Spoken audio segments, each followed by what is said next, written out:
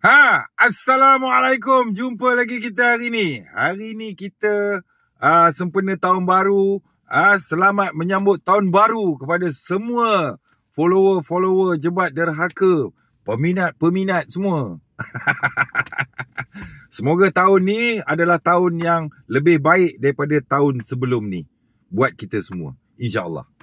Okey, baik. Aku banyak dapat mesej orang tanya pasal apa tak komen isu-isu semasa berkaitan dengan penceraian, ya. Artis nak bercerai lah, orang tu bergaduh laki bini lah. Alamak, benda macam ni kan, aku tak suka nak komen pasal ini berkaitan dengan hal-hal rumah tangga. Tapi aku boleh kongsikan sikit lah pandangan-pandangan aku, ya. Kalau korang nak tahu, cuba nak berfikir dengan baik, ya. Tapi aku pesan, bodoh jangan sampai dulu, kena pandai sampai dulu. Cara pandai nak sampai dulu ni, korang kena dengar, fikir dan diam. Baru korang dapat ilmu, baru korang boleh faham. Jangan melantun dulu. Kalau melantun dulu tu kira bodoh sampai dulu.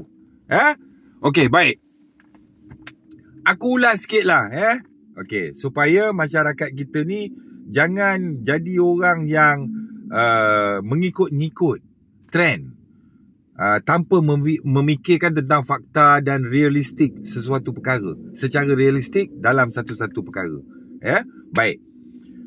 Kalau kita tengok kat sini, kes-kes tentang pasangan, rumah tangga, suami isteri nak bercerai, ini kita rangkumkan sekali lah semua, Sebenarnya rosaknya satu-satu hubungan tu sebab bergantung kepada mentaliti dan pandangan pasangan tu terhadap pasangan dia. Dalam hubungan tu, antara mereka ni, dia orang punya mentaliti, berpandangan terhadap pasangan, macam mana dia punya pandangan. Mari sini aku ulas. Macam mana kita boleh menjadi manusia yang menghargai pasangan kita sampai bila-bila. Nak ilmu ni? Baik, dengar, fikir, diam. Kita selalu merasakan bahawa isteri adalah milik kita, anak milik kita. Tapi kita tak pernah fikir pula bahawasanya isteri tu pun kita tak boleh buat sendiri, anak tu pun kita tak boleh buat sendiri. Faham tak? Jadi, siapa punya anak dengan isteri ni? Ataupun suami dan anak-anak ni siapa punya? Sebab tu aku cakap mentaliti kena betul ni. Barulah kau kalau suami, lelaki, usahakan nak jentik, nak menengking pun akan merasa bersalah. Akan merasa macam, tak patutnya. Macam tu. Sebab apa? Sebab isteri tu bukan kau punya. Isteri tu dan anak-anak tu adalah hadiah daripada Tuhan untuk engkau. Sebab apa? Allah sayang kat engkau, dia bagilah anak bini tu dekat engkau. Dia kesian tengok engkau. Nabi Adam tu dulu duduk seorang-seorang, sunyi. Allah hadiahkan dia Hawa tu untuk jadi teman dia. Faham? Jadi bila engkau melihat anak dan isteri itu adalah anugerah dan hadiah daripada Tuhan untuk engkau, macam mana engkau nak sepak ke, ataupun nak jentik ke, ataupun nak belasah ke, nak sepak terajang ke, ataupun nak buang ke, nak cerai ke, apa semua ni? Jadi hidup ni kena ada Tuhan. Kau jahat macam mana pun kena ada Tuhan. Sebab bila engkau hidup tak ada Tuhan, engkau rasa semuanya bergantung kepada usaha engkau sendiri, perbuatan kau sendiri, sampaikan kau tak nampak Tuhan tu kat mana. Menyebabkan engkau akan kecewa. Engkau akan rasa, dia ni tak guna, dia ni buat benda macam ni, dia ni salah, dia tu salah. Saling menyalahkan antara satu sama lain. Sebab tu berlaku benda-benda macam ni. Faham tak? Kalau kau nampak anak tu adalah hadiah. Sebab apa? Anak tu dia tak pilih kau jadi bapa dia, kau pun tak pilih dia jadi anak engkau. Siapa pilih untuk engkau? Isteri tu pun dia tak pilih untuk jadi bini engkau. bini kau, suami tu pun dia tak pilih untuk jadi suami kau. Jadi siapa pilihkan ni? Allah Ta'ala lah pilihkan. Tuhan pilihkan untuk kau. Jadi kalau namanya bukan hak kau, hanyalah diamanahkan untuk engkau menjaga, menghargai dengan baik. Pemberian Tuhan ni. Takkan kau nak sepak terajang dia kot. Takkan kau nak sepak dia. Takkan kau nak libas dia kot. Anak, bini, suami, bini, samalah. Faham? Tapi banyak masyarakat kita, dia melihat, banyak manusia lah, kebanyakannya dia melihat pasangan dia di sudut kepentingan nafsu dia. Sebab tu habis madu, sepah dibuang.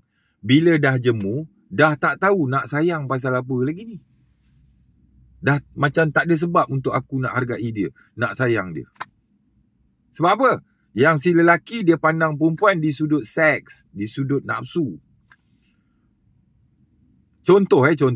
Engkau pandang Fazura dengan Fatah pandang Fazura, sama ke?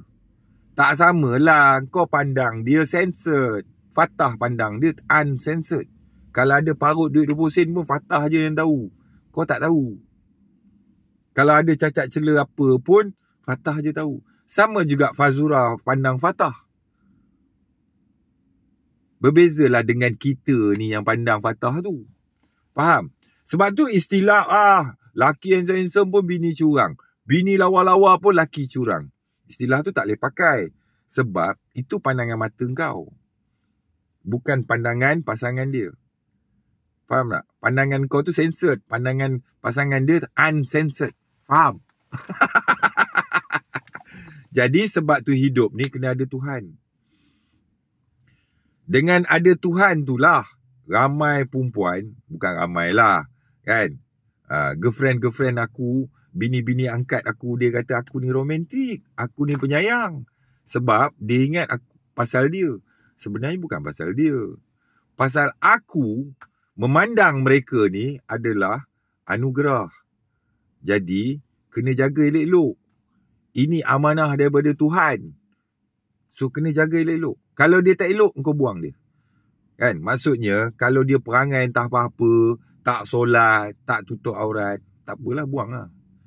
Sebab, selagi dia tidak menderhaka kepada Tuhan, wajib untuk engkau menghargai dia. Jaga dia dengan baik. Faham? Usahakan nak melibas, nak maki pun kena fikir 10 kali. Kau maki siapa ni? Kau punya ke kau maki ni? Kalau ada mentaliti macam ni, insya-Allah kau boleh hargai pasangan kau sampai bila-bila. Dan benda ni bukan hanya perlu dipraktikkan oleh lelaki, perempuan juga sama. Jadi kepada pasangan-pasangan, korang kena tahu korang dihargai sebab apa. Lelaki suka kat kau sebab apa, dan perempuan lelaki pun kena tahu perempuan suka kat kau sebab apa. Kalau tak ada kerana Tuhan, bersedialah untuk engkau menjadi sampah. Bila sampai masa jemunya nanti, habis madu, sepah dibuang. Sebab apa? Tak ada Tuhan. Tapi kalau ada Tuhan, aku menerima engkau ni kerana engkau ni adalah hadiah, anugerah yang telah dipilih oleh Tuhan untuk aku. So aku kena jaga dia elok lah. Aku tak hidup dengan kau, aku hidup dengan Tuhan. Faham? Kena ada mentaliti macam ni. Kau jahat macam mana pun, pesanan aku macam ni je. Ya. Solat jangan tinggal. Kalau ada orang tua di kampung, jaga mak bapak di kampung. Kan? Satu hari baca Quran 1 page. Tiap-tiap hari baca 1 page. Cukup. InsyaAllah hidup kau senang, aman. Dalam hal berpasangan pun aman. Dalam hal berkeluarga pun aman. Pergi mana pun aman. Tak ada masalah. Tapi kalau kau hidup tak ada Tuhan, mulalah kau hidup dalam keadaan menyalahkan sana, dia menyalahkan kau, kau menyalahkan dia. Faham? Dan berhati-hati apabila menerima pasangan dengan mengukur dia pada pandangan nafsu. Sebab nanti nafsu tu dah jemu nanti, engkau dah tak tahu nak sayang dia pasal apa. Faham? Sebab tu banyak orang perempuan sebelum kahwin ditatang-tatang, disanjung-sanjung, lepas kahwin jadi hamba dalam rumah sendiri. Tahu pasal apa? Pasal lelaki tu pandang perempuan tu sayang sebab nafsu. Bukan sayang kerana amanah yang Allah bagi. Dia tak nampak kata perempuan tu adalah hadiah untuk dia daripada Tuhan. Sebab tu, bila tidak ada apa-apa lagi kepentingan dia, ataupun tidak ada apa-apa lagi keuntungan untuk dia, dia rasa dah bosan dah dengan pasangan dia, dia mula abaikan, dia mula tak boleh nak hargai, dia tak tahu dah apa sebab lagi aku nak sayang dia ni. Ditambah pula perempuan tu ada masalah kesihatan ke apalah pula lagilah. Sebab apa? Sebab tak ada Tuhan. Hidup tak relate dengan Tuhan. Apa benda pun kena ada kaitan dengan Tuhan. Kau jahat tu cerita lain. Allah tak heran dengan dosa kau, Allah pun tak heran dengan pahala kau. Sebab nak masuk syurga sekarang pakai redha dia je. Tahu? Nak masuk syurga tak pakai pahala. Tahu? Pakai rahmat Tuhan saja. Faham? So, yang penting jangan lupa pesan Nabi Muhammad, khutbah terakhir dia pun dia bagi tahu, sebagaimana kamu mempunyai hak ke atas mereka, mereka juga mempunyai hak ke atas kamu. Dan ayat berikutnya, maka layanilah mereka dengan kasih sayang. Bermakna, dia pesan tu, layan pasangan ni dengan kasih sayang. Nak layan dengan kasih sayang ni, kena ada Tuhan. Engkau sayang dia, bukan sebab dia. Engkau bercakap elok dengan dia, bukan sebab dia. Faham? Engkau duduk belai-belai dia, manja-manjakan dia, bukan sebab dia. Faham? Ibarat kata dia nak pakai kasut, engkau pergi letak kasut tu depan kaki dia, bukan sebab dia. Sebab Tuhan yang anugerahkan dia untuk engkau. So engkau layanlah dengan baik, sebab itu hadiah daripada Tuhan. Itulah hadiah, nikmat hadiah tu.